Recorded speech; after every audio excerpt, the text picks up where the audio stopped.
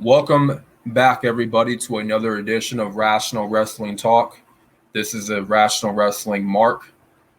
We're going to be talking about discussing why Jimmy Uso betraying Jay Uso logically makes no sense. Now, during the main event, Jay and Roman, which, by the way, Roman is injured, suffered, I don't know what type of injury he suffered, but how it happened was Jay did a suicide dive onto Roman, and he basically hit his back. It wasn't like the normal bump that you would take, from a suicide dive. It was, it looked like it hurt Roman a lot.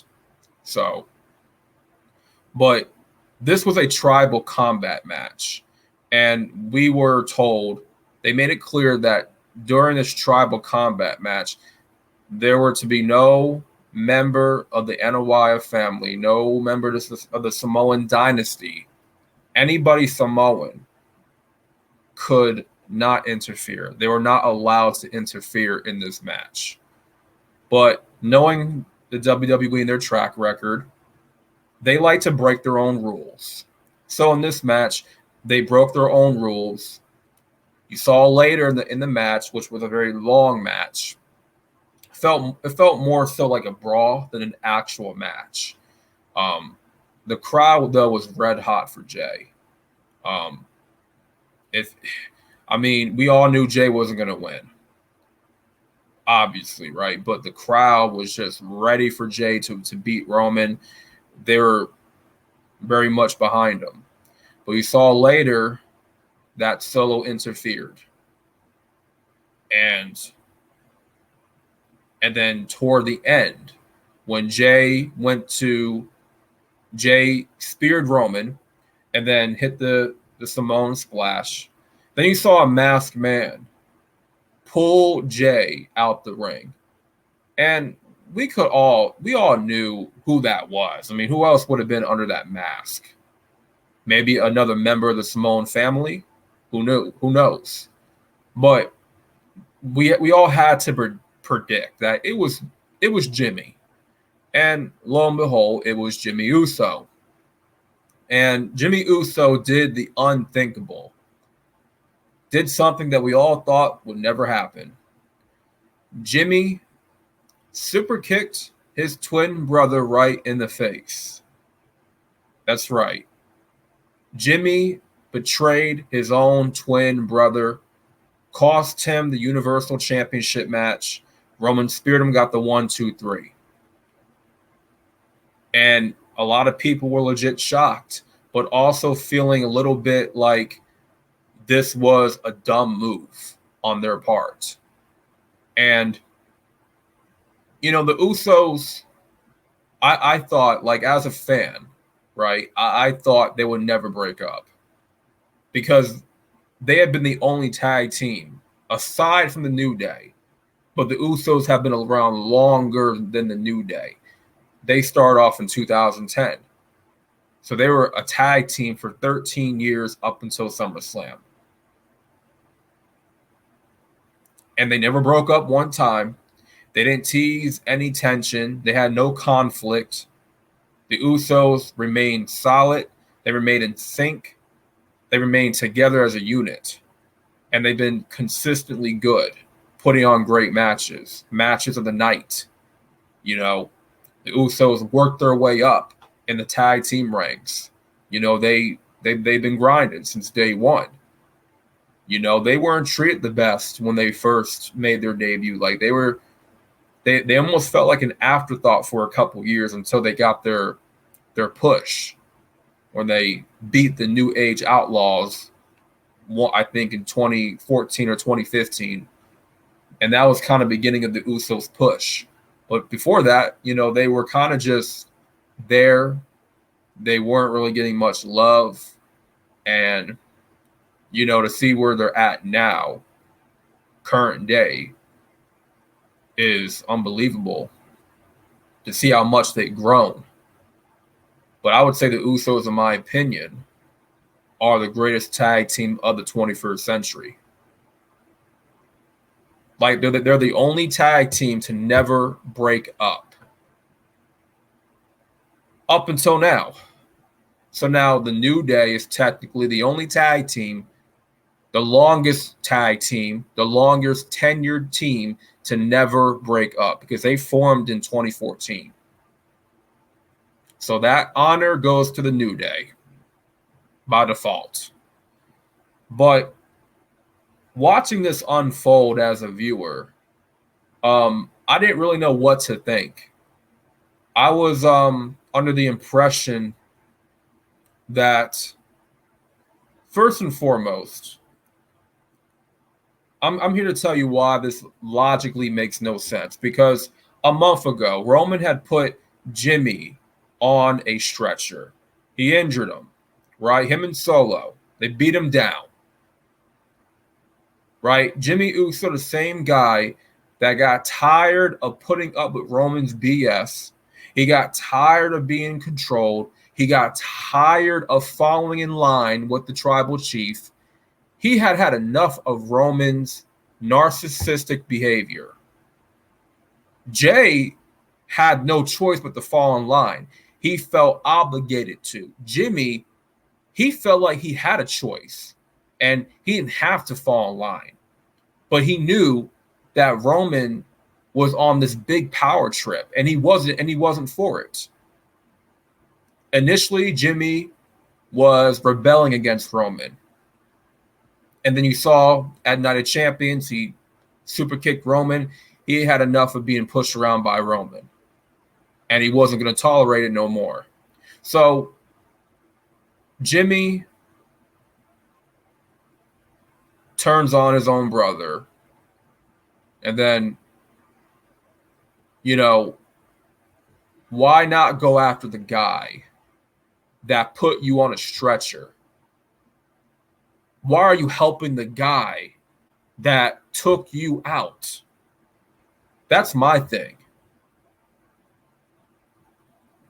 If somebody takes you out on the stretcher, someone injures you, all you're thinking throughout that entire time when you're in the hospital, healing up, getting better, all you can think about is how are you going to get payback on the man that took you out. That's all that's going through your mind. It's payback, revenge. As Jay would say, I got to get you, right? That should have been on Jimmy's mind too, but no. Now, I'm not saying there's anything wrong with what they did here. They could have done this at a different date. Doing this heel turn for Jimmy, breaking up the Usos, it's premature. I felt like we could have waited on this later, around Royal Rumble, WrestleMania season, because let's be honest, the Usos breaking up is a big deal, whether we want to look at it like that or not. Whether we want to believe so or not, the Usos breaking up is a big deal, right? And it should be treated like a big deal. Putting this match on Payback, it would just seem like a waste. I don't think this is your main event for Payback. Now, the name Payback, it's the perfect name, pay-per-view name for a fresh feud or a continued feud that there's a lot of bad blood. And the wrestler's trying to get payback on the guy that took him out. Well, I mean, in this case, if Jimmy's out for payback, right? Like if we're gonna do have Jimmy wrestle any guy on Payback, it should be Roman. Jimmy should be wrestling Roman at Payback to get payback to what he did to him. Payback for taking him out for a month, putting him in the hospital. That would have made more sense.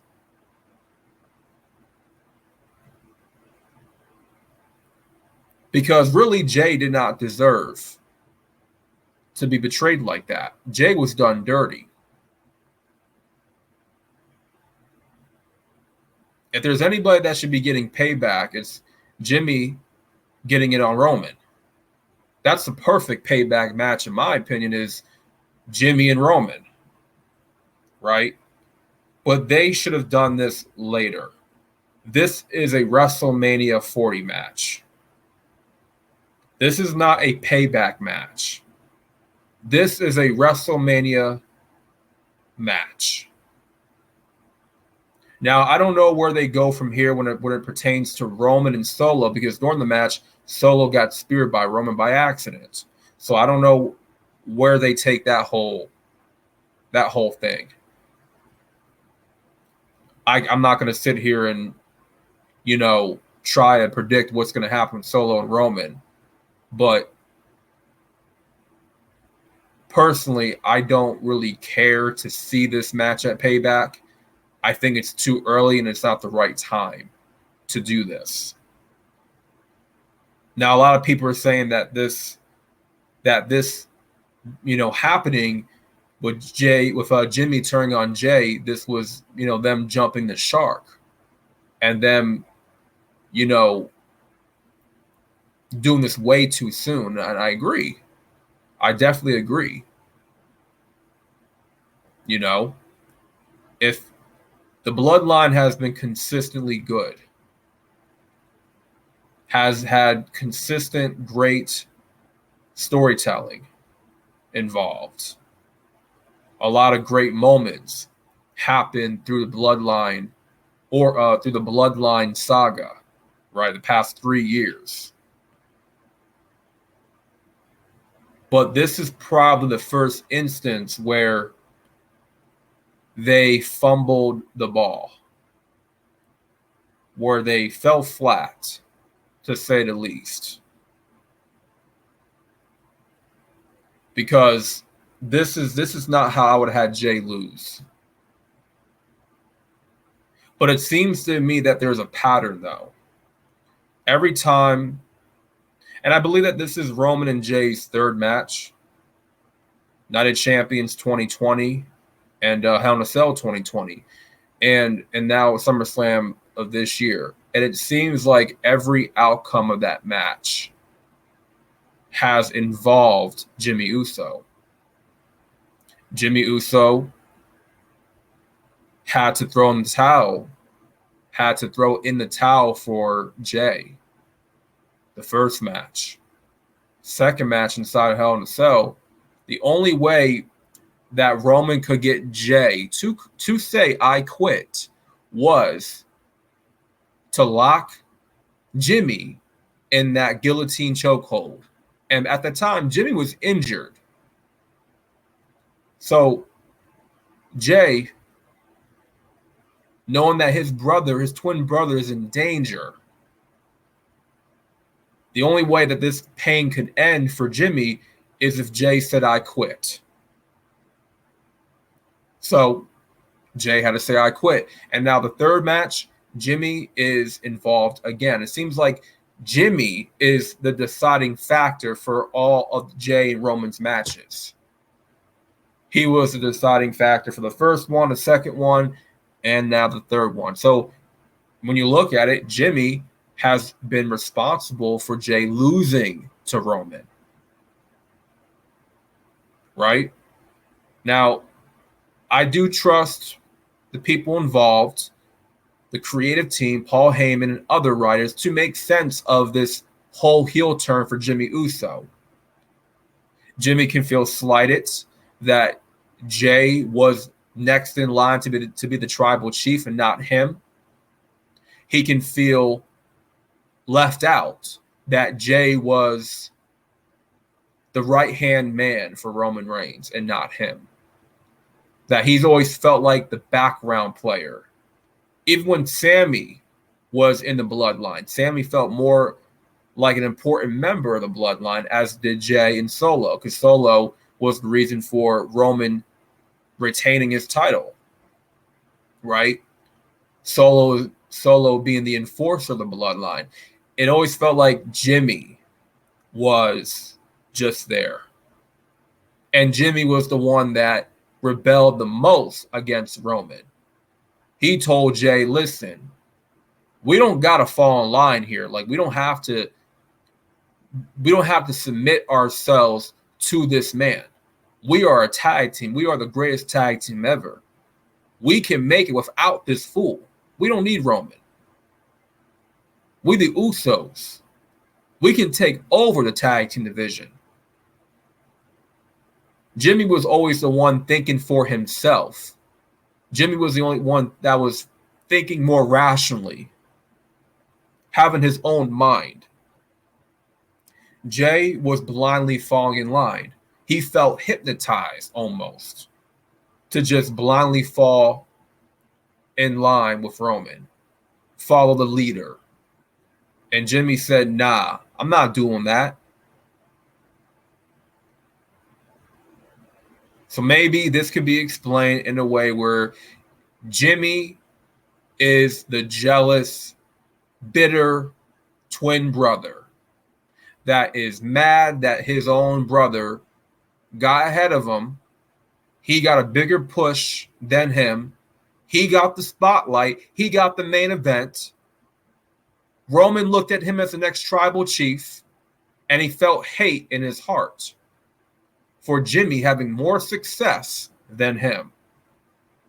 And they were supposed to be together as a tag team. And that's what Jimmy really wanted. Jimmy probably did not want Jay to do better than him. And that's what really set off Jimmy. They teased it on SmackDown, the SmackDowns leading up to SummerSlam that, oh, you weren't there for your brother. You're the reason why Jimmy's in the hospital. Paul Heyman kept saying that. Roman kept saying that to Jay, that you're the reason your brother is injured. You're the reason for all this is happening.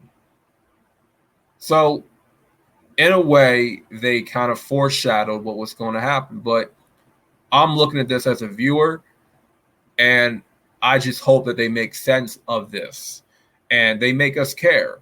And I hope this doesn't come back to bite them in the ass, because that would really suck if it did. Now, this should have happened later at a later date, WrestleMania season. It would have had more impact had we held this off until the Royal Rumble WrestleMania season. But it's up to them, Jay and Jimmy as well, to make this work and to see how this unfolds.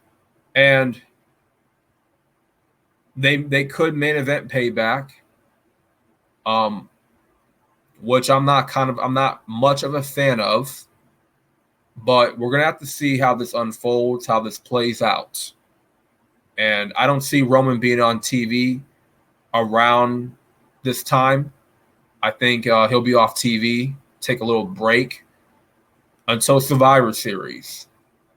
And we're going to have to see what happens with Solo and Roman. But I do expect this to be the hottest thing on SmackDown in the coming months. And I do see this being a long-term feud. I do. But one thing I will say is I do not expect Jimmy to realign himself with Roman. Now, if that were to happen, this would have all been all for nothing. Jimmy turning on Roman, the whole build-up to Jimmy turning on Roman, and Jimmy finally having enough of Roman Reigns' crap. And then him super kicking him at Night of Champions and, finally breaking the bondage that Roman put him under. That would have all been for nothing. If they did that, that would have been very stupid for them to have Roman realign himself Jimmy realigning himself with Roman. If they do that, that's a huge, huge fumble. Now we're going like, okay, this is becoming a little bit repetitive. The bloodline storyline should be progressing, and it should be nearing its end. And it will be coming to its end. But to have Jimmy realign himself with Roman, we're just going backwards at that point. We're going backwards. So as long as they don't do that, I think I'll be okay with this taking place. You know, I'm very interested to see how Jimmy, whenever Jimmy and Roman interact, I would like to see what happens with that. I want to see if Jimmy is going to go after Roman too. Now, if he's going after his brother and he's going after Roman too, that would be interesting. But I can definitely see a scenario where the bloodline completely crumbles when Solo finally Samoan spikes Roman, and we do a whole fatal four-way match with every member of the bloodline. It's a bloodline crumble. It's the definitive fall of the entire bloodline faction. And every man for himself in a fatal four-way match. I can definitely see that happen. I can definitely see that happening. Perhaps at the Royal Rumble. So there's nothing more I can say about this. It seemed predictable, but it didn't seem like the right move to make at this time. Jay lost, but it wasn't clean. But we're going to have to see what happens going forward. So that being said, thank you all for watching. This is the Rational Wrestling Mark, another edition of Rational Wrestling Talk. Make sure you like for the algorithm, subscribe today, and I'm out. Peace.